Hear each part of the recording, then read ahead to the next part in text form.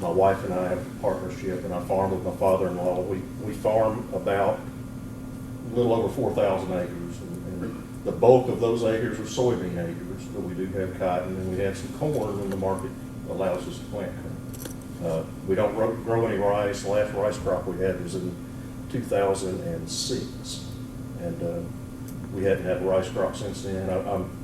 Some of the rice guys are trying to talk me into planting some row rice, but I don't know if I'm going to try that yet or not. But anyway, I'm going to talk about some things that we've done on our farm, and it's worked for us. So I'm going to just get right on started here. Which button do I push? I tried a couple of them. One of them got to work. Try it on the side. There we go. This was some work that my dad, like Travis talked about.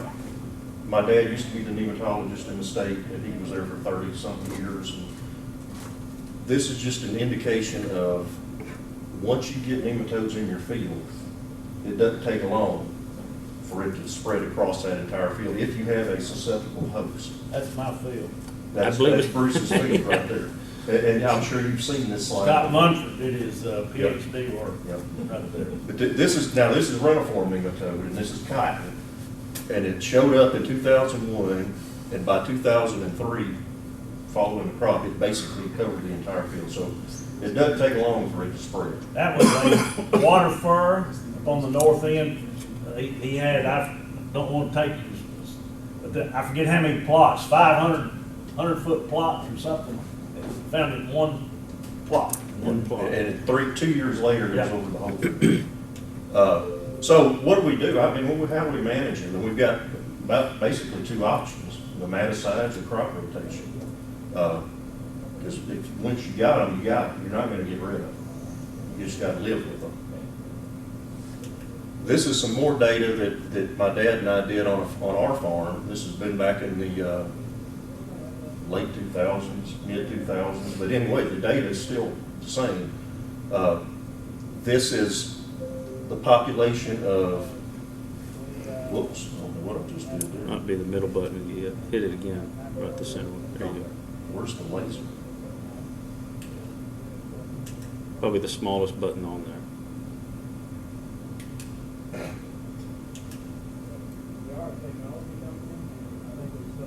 Well, I'm glad he's going to figure it out. Then I know what to do. I'm not going to disappoint him.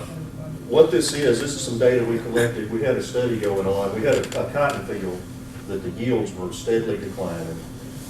And we got to a point where we were losing money on that field, and we had to do something. So this is, what we did, we had 10 different places in that field that we went back and sampled to a depth of 3 feet, the same spot, every time we went back and sampled to measure the nematode. And again, this is reniform nematode populations. And the red line is, on the left, is the number of nematodes in the sample. And the bottom is the depth, so down to 3 feet. Following cotton, which cotton we all know is a host for reniform nematode.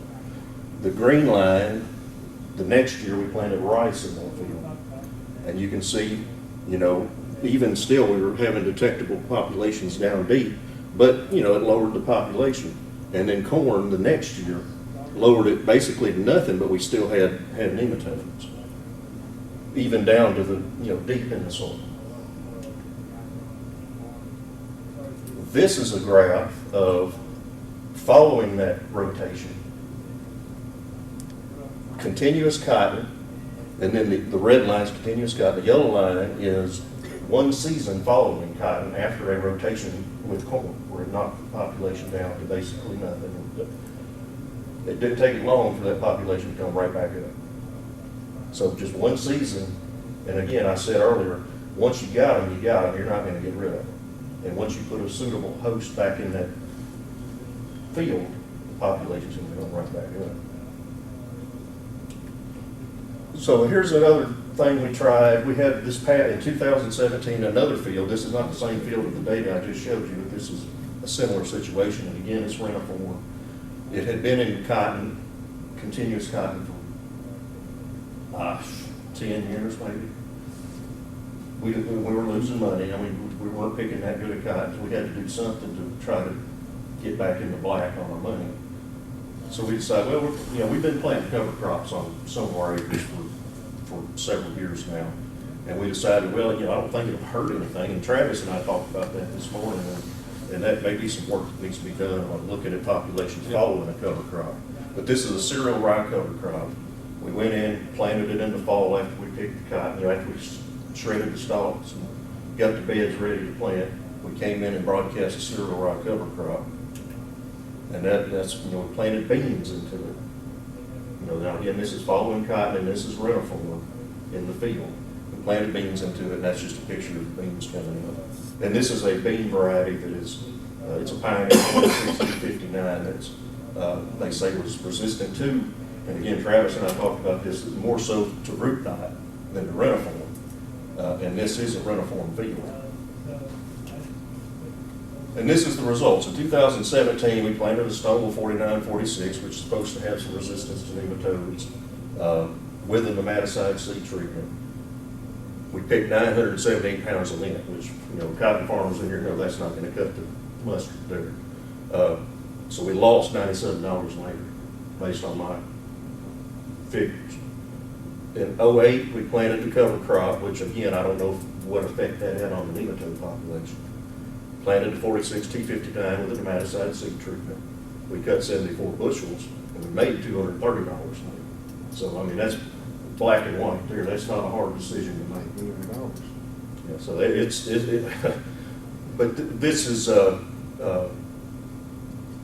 hits home right here, that nematodes are something you gotta pay attention to for sure. So some of the conclusions, both rice and corn, based on that data we found years ago, can be an effective or a viable rotational option for reniform nematodes in cotton or soybeans. But regardless of the cropping system, the nematode populations are not completely removed. The cropping system has a limited effect on populations deeper in the soil. And certain soybean varieties may be more tolerant to nematodes, thus being more economical to grow. And the beneficial effects of crop rotation may be limited to a single season. So, like we showed in that slide earlier, after one susceptible host cropping season, that population came right back. Those are my kids. But anyway, that's all I've got. If you have any questions, I'd be happy to answer, or after Travis is done. I planted the 46T59 on my lightest soil, and if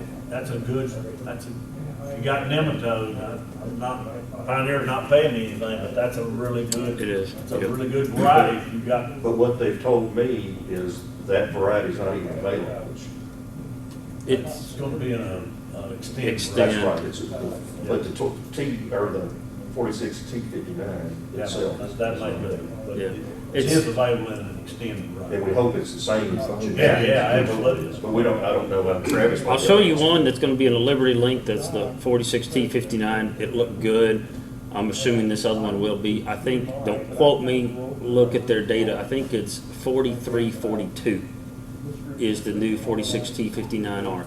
Don't ask me how they got from a 4.6 to a 4.3, but that's Well, they told us that when they're breeding these beans and when they're doing this, they're getting shorter. oh, okay.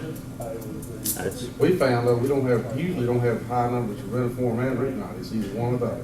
But we've seen that too. I mean, And that's it's in all fields. especially in a cotton rotation. have reniform. In our soil types, and Travis can back me up, or say and speak on this too, that we've got a little bit heavier soils, and it seems the reniform will outcompete the root knot. I get with the seed man, because I just got cut some of them. Yeah, we've seen that too, and we used to have a root knot problem when we had a lot more cotton acres. It seems like reniform was a mess. I think you're better off with root knot there. Yeah, it's easier to deal there, with. But if you get in a corn rotation, it gets rid of your reniform, but it blows up the root knot. So I have been in trials involving like black coats or canola, things that are supposed to actually deter nematodes. no, only the cereal rye, and again, I don't know what effect that had on the actual population, because really that crop is growing in the cooler weather, nematodes probably aren't as active at that point in time. Yeah, I've got a slide, just, it'll show you the temperature, points you wanna look at if we get there. Have you used any Telon? No, we have not used Telone or Tim, you know, they came back out with the. Bruce has. He's a tell-on man. I'm a tell-on man, but no, we can't get it anymore. It's about $62 an acre or something, is Yeah, the that? last time, it's been about 4 years, I guess, since I put out tell-on, and it was $16, $17 an acre. You're putting out 5 gallons, Yeah, for Yeah. 3 3 gallons? Three. Okay. Whatever reason, when we first started using Telon with Dr. Kirkpatrick in 06, 150 pounds per acre cotton. The last 3 years I used Telon, 35, 40 pounds acre. I mean, we could